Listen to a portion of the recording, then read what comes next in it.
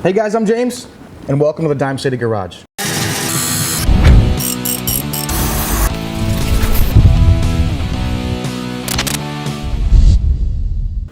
Today I want to take a minute to talk about a rather serious topic that could save your life. Now, this is normally when I would insert a funny quip or a terrible pun, but I've been in the industry too long and I've seen the perils of someone who doesn't take the gravity of helmet fitment to heart. First, we need to identify what kind of helmet that you want. And here, in order from better than nothing to as safe as you can be on two wheels, we've got the half helmet, the 3/4 or open face helmet, and the safest, the full face helmet. Now, the fitment requirements are relatively universal across the board, so for this video we're going to focus on the full face helmet. While the 3/4 is pretty cool for around town rides and offers a great aesthetic that you can't get with the other ones, full face is going to be the safest one. Now, I'm a biker, not a judge, and I'm always happy just to see a helmet on a rider's head. But with that said, the NHSTA says that a full 20% of all motorcycle crashes involve the chin bar in some fashion.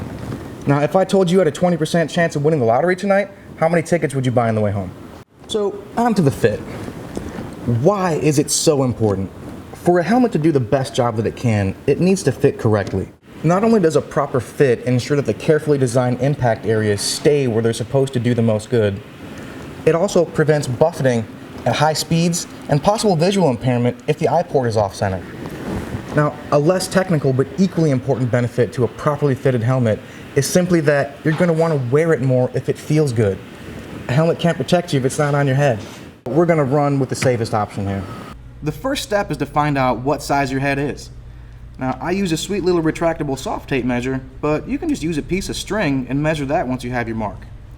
Now, when you have your number, usually in centimeters, you'll have a rough idea of your size. Helmet manufacturers don't adhere to a standardized size range, so just because you're a large in a biltwell doesn't necessarily mean that you're going to be a large in a bell. To confuse matters even more, size isn't the only parameter to take into consideration. The shape of the shell and the number of available shell sizes also comes into play when finding a helmet that's the most comfortable for you. Let's say you've got a 56 centimeter head, like our mannequin here. You pick up a sweet helmet to try on. Your head goes inside so it fits, but does it really? Let's take a look at a couple of easy tests you can perform to make sure that it's a safe fit. So, the crown of the helmet should fit snugly, but not create pressure points or hot spots. It should, however, attempt to stay on slightly when you try to lift the helmet off your head a little bit. Additionally, you want the eye port to sit just above the brow line here. That way you don't get any sort of visual impedance, up or down, left or right. Finally, you want to make sure that there's not much lateral movement. This is especially important to reduce buffeting at higher speeds, which can really screw you up. An easy test to make sure that you've got the proper fit is to grab the chin bar with both hands and attempt to move your head left to right inside the helmet. And again, you want minimal lateral movement. The cheek pads, and to a lesser extent the helmet liner, will actually break in a little bit after you've worn it for a while. In a new helmet, you want the cheek pads to be really pretty snug. It should take a little bit of effort to chew gum in a brand new helmet. If it's loose when it's new and comfortable, it could be dangerous when it finally breaks in. Now, if this is all new to you and your helmet has removable cheek pads, try taking them out. That way you can concentrate on the fit of the upper portion of the helmet, and you can always reintroduce the cheek pads later to make a more informed decision on whether the helmet is right for you.